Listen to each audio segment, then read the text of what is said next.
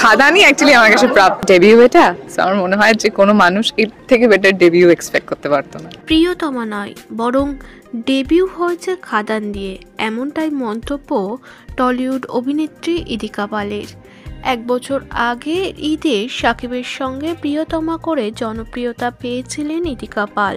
তারপর থেকেই তার হাতে একের পর এক ছবির কাজ। তবে সেসব অস্বীকার করে খাদানি ডেবিউ মনে করছে ইদিকা পাল। সঙ্গে দেবের প্রশংসায় পঞ্চমুখ। তবে শাকিবের কথা কোথাও গিয়ে উল্লেখ করছেন না নায়িকা। এবার ঈদকে লক্ষ্য করে শাকিব খান ও ইদিকা পাল অভিনীত সিনেমা বরবাদ রিলিজ করবে। সে নিয়ে কোনোই উত্তেজিত হতে দেখা যাচ্ছে না ইদিকা পালকে। তবে খাদান নিয়ে ভীষণই এক্সাইটেড নায়িকা। টলিউডের ছবি বলেই কি এত উত্তেজিত নায়িকা?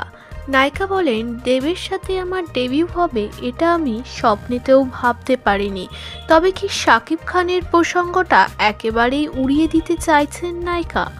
আপনাদের মূল্যবান মতামতটি অবশ্যই কমেন্ট সেকশনে জানাতে ভুলবেন না। বক্স অফিসে খাদান ঝড়, আবেগপ্রবল দেব দর্শকদের উদ্দেশ্যে দিলেন বিশেষ বার্তা। কি লিখলেন নায়ক?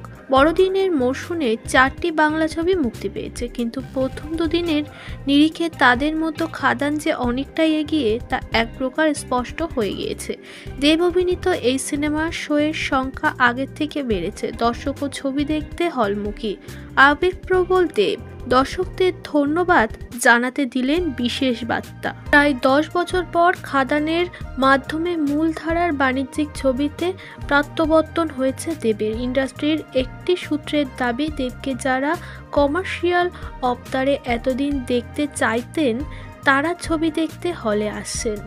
রবিবার সমাজ মাধ্যমে অনুরাগী এবং দর্শকদের উদ্দেশ্যে একটি আবেগপ্রবল পোস্ট করেছেন অভিনেতা। দেব লেখেন, আমি দর্শকদের প্রতি ভালোবাসা এবং কৃতজ্ঞতা ব্যক্ত করার ভাষা হারিয়েছি। চাঁদের পাহাড় এবং অ্যামাজন অভিযানের পর খাদান সেরকম প্রতিক্রিয়া পেয়েছে, যেখানে প্রথম দিনের তুলনায় দ্বিতীয় এবং তৃতীয় দিনের ব্যবসা বেশি। প্রত্যেক দিন নতুন নজির। নিজের পোস্টে দেব আরও লেখেন, কিভাবে নিজের আবেগ ভাষায় প্রকাশ করব তা জানি না। আমার দর্শকেরা খুশি, তাই আমিও খুশি। এর সঙ্গেই দেব লেখেন, শুধু আমি নয়, খাদানের মাধ্যমে বাংলা ছবির প্রত্যাবর্তন হলো।